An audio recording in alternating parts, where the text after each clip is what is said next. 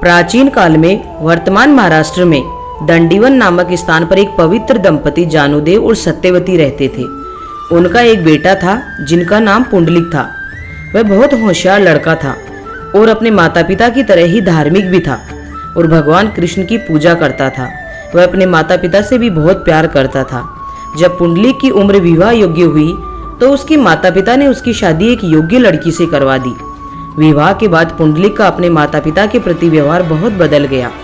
वह उनके साथ बहुत बुरा व्यवहार करने लगा और उनका अनादर करने लगा। वह उनसे घर के सारे काम करने की उम्मीद करता था, जबकि उसकी पत्नी भी उसके कामों के खिलाफ कुछ नहीं कहती थी या यूं कहे कि उसका पक्ष भी लेती थी। जब वृद्ध दंपति घर में काम कर रहे थे तब वह जीवन का आनंद ले रही थी। पुंडलिक भी कृष्ण को पूरी तरह भूल गया था। माता पिता बहुत परेशान और निराश थे। उन्होंने पवित्र नगरी काशी जाकर अपना शेष जीवन वहीं बिताने का निर्णय लिया। वे जाने की तैयारी कर रहे थे तभी पुंडलिक और उसकी पत्नी को इसकी जानकारी हो गई। पुंडलिक की पत्नी ने कहा, तुम्हारे माता पिता काशी जाकर शांति से क्यों रहेंगे? अगर तुम्हारी माँ चली गई तो घर का झाड़ू पोछा और बर्तन धोने का काम कौन करेगा? और तुम्हारे पिता जो छोटे मोटे काम करते हैं वे कौन करेगा? पुंडलिक ने सहमति में सिर हिलाया। वह उन्हें जाने से नहीं रोक सका। उसने कुछ देर सोचा और कहा, तुम ठीक कह रही हो बेटा। हम एक काम करेंगे, हम भी उनके साथ चलेंगे और फिर वे भी हमारे साथ वापस आने को मजबूर हो जाएंगे। अपना सामान भी पैक कर लो। लेकिन मैं इतनी लंबी दूरी पैदल नहीं चल पाऊंगी और तुम्हारे माता पिता हमारे घोड़े पर सवार होंगे। पुंडलिक की पत्नी ने शिकायत लहजे में कहा, चिंता मत करो मेरे प्यारे, तुम घोड़ों पर सवार हो जाओ, उन्हें पैदल चलने दो, वे कठिन जीवन के आदी हैं, पुंडलिक ने कहा। इसलिए वे दोनों उसके माता पिता के साथ दौरे पर चले गए और जबकि पुंडलिक के माता पिता नंगे पैर कठोर सड़क पर आगे बढ़ रहे थे, पुंडलिक और उसकी पत्नी बिना किसी पश्चाताप के खुशी खुशी घोड़े की सवारी कर रहे थे। समूह के अन्य सदस्य उसके व्यवहार से हैरान थे, लेकिन किसी में भी पुंडलिक से बात करने की हिम्मत नहीं थी, क्योंकि वह बहुत घमंडी हो गया था और दूसरों के लिए कठोर शब्दों के अलावा कुछ नहीं कहता था। उन दिनों चूंकि लोग पैदल या घोड़े या गाड़ी पर सवार होकर तीर्थ यात्रा करते थे, इसलिए वे रात में विश्राम के लिए सार्वजनिक स्थानों पर रुकते थे या कभी कभी ऋषियों द्वारा संचालित आश्रमों में रुकते थे। कभी कभी वे एक स्थान पर कुछ दिन रुकते थे और फिर आगे बढ़ते थे। इस प्रकार कई दिनों की यात्रा के बाद पुंडलिक के परिवार सहित भक्तों का समूह काशी पहुंचा। उन्होंने दर्शनीय स्थलों का भ्रमण किया और जल्द ही उनके लौटने का समय हो गया। पूरी यात्रा के दौरान पुंडलिक और उसकी पत्नी ने अपने माता पिता के प्रति एक भी अच्छी बात नहीं कही। वापसी में भी बहू खुशी खुशी घोड़े पर सवार हुई, जबकि बूढ़े माता पिता को पैदल चलना पड़ा। कुछ दिनों की यात्रा के बाद समूह एक बड़े गांव में पहुंचा और कुकुट मुनि के आश्रम में कुछ दिनों के लिए रुकने का फैसला किया। आश्रम गंगा के तट पर था। क्योंकि वे सभी थके हुए थे, इसलिए वे जल्दी ही गहरी नींद में चले गए। आधी रात को पायल की आवाज सुनकर पुंडलिक जाग गया। अभी भी बहुत नींद में उसने अपनी आंखें खोली और देखा कि 3 युवतियां जो बेहद खूबसूरत थी लेकिन बहुत गंदे और मैले कपड़े पहने हुई थी, आश्रम में आई। उन्होंने इधर उधर जाकर दूसरे कमरों में झाड़ू पोछा लगाया और ऋषि के कपड़े धोए, रसोई साफ की और सारे काम करके आश्रम से बाहर चली गई। और पुंडलिक को आश्चर्य हुआ कि जाते समय उनके कपड़े बिल्कुल सफेद हो गए थे। पुंडलिक को अपनी आंखों पर विश्वास नहीं हुआ। यह एक रहस्य लग रहा था। पुंडलिक ने अगली रात भी देखने का निर्णय लिया और एक बार फिर वही घटना घटी। तीसरी रात पुंडलिक अपनी जिज्ञासा को रोक नहीं सका और जब युवतियां बाहर जाने की तैयारी कर रही थी तो वह उठकर उनके पास चला गया। उसने उनसे पूछा, कृपया मुझे बताइए कि आप कौन हैं और आपके गंदे कपड़ों को बेदाग सफेद होने का क्या रहस्य है? तीनों युवतियों ने एक एक दूसरे की ओर देखा और उनमें से एक बोली, हम 3 नदियां गंगा, यमुना और सरस्वती हैं। जो लोग बहुत पाप करते हैं वे हमारे पास आते हैं और हमारे जल में डुबकी लगाते हैं और हम उनके पापों को धो देते हैं और यही हमारे गंदे कपड़ों का प्रतीक है। जब हम यहाँ आते हैं और अपने पिता समान ऋषि की सेवा करते हैं और उनके काम पूरे मन से करते हैं तो हमारे द्वारा किए गए पाप दूर हो जाते हैं और इसलिए हमारे कपड़े एक बार फिर से सफेद हो जाते हैं। एक अन्य ने कहा। और तुम सबसे बड़े पापियों में से एक हो, क्योंकि तुम लगातार अपने माता पिता के दिलों को चोट पहुंचाते रहे हो, जो दुनिया में तुम्हारे अस्तित्व का कारण है। तीसरे ने कहा और उसे घृणित नजर से देखते हुए तीनों आश्रम से चले गए। पुंडलिक को यह सुनकर झटका लगा कि कोई उसके मुंह पर सीधे आरोप लगा रहा है और उसके पास आरोप का कोई जवाब नहीं था।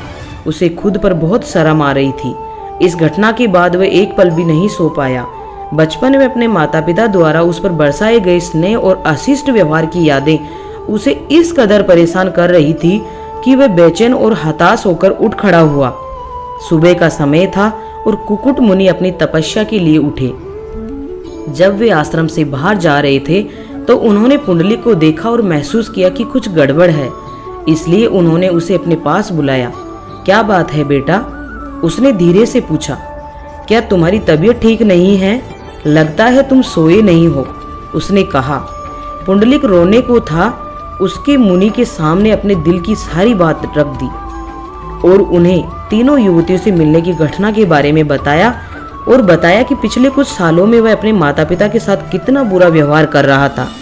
मुझे अब एहसास हो गया है कि मैं इतने सालों तक मूर्ख रहा और मैंने अपने माता पिता के प्यार को कितना दर्द पहुंचाया है। मुझे अब एहसास हो गया है कि मैं इतने सालों तक मूर्ख रहा हूं और मैंने अपने प्यारे माता पिता को कितना दर्द पहुंचाया है।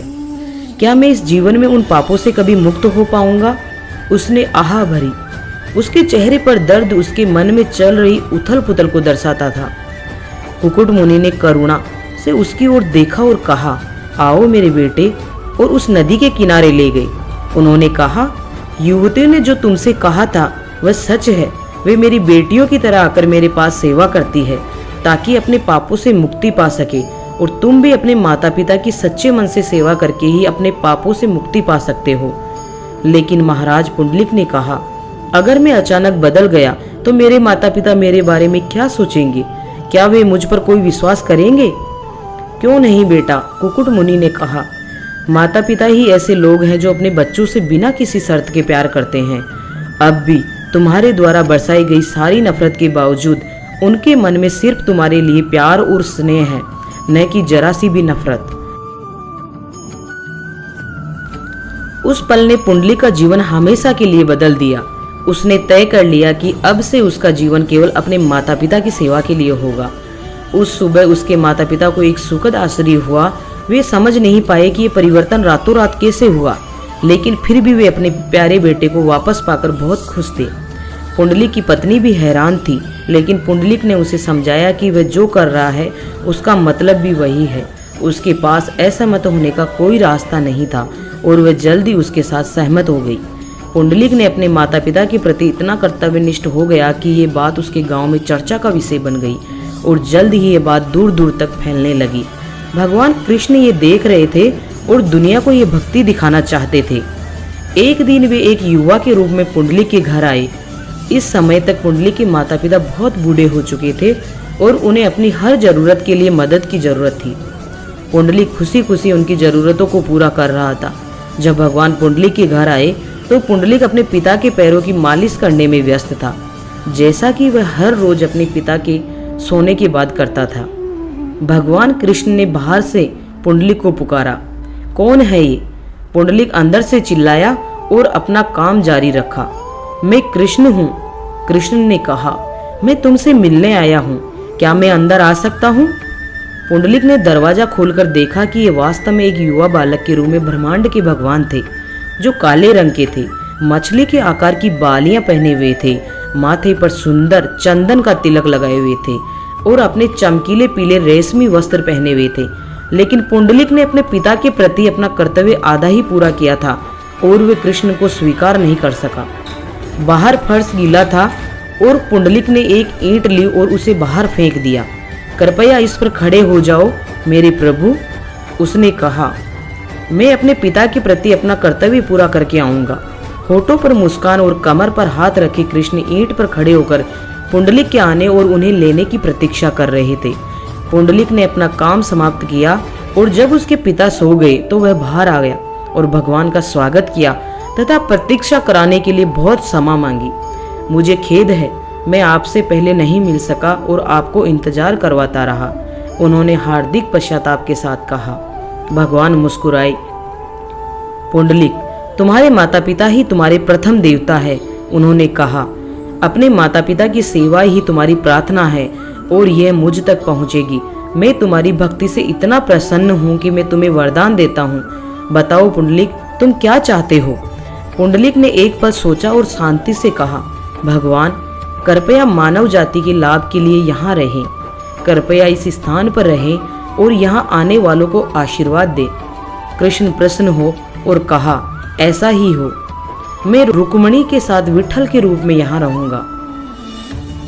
और उस दिन के बाद से विठल अपनी पत्नी रुक्मिणी के साथ वहीं रहने लगे, जो वर्तमान पंढरपुर है। अगर आपको हमारा ये वीडियो पसंद आया है तो प्लीज इसे लाइक करें और अपने दोस्तों के साथ शेयर करें। साथ ही हमारे YouTube चैनल को सब्सक्राइब करना ना भूलें। मिलती हूँ एक नई कहानी के साथ, तब तक के लिए धन्यवाद।